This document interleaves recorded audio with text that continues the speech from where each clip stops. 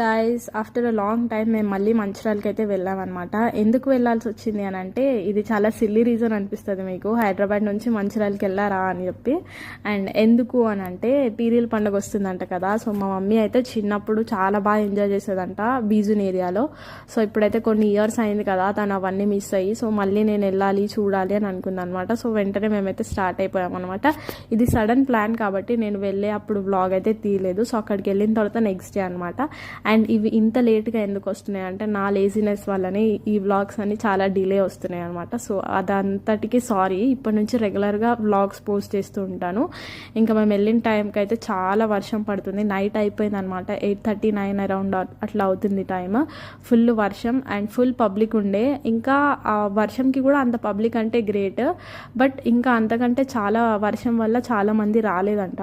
ఎందుకంటే వర్షం పడ్డది కాబట్టి చాలా మంది అక్కడ లేరంట.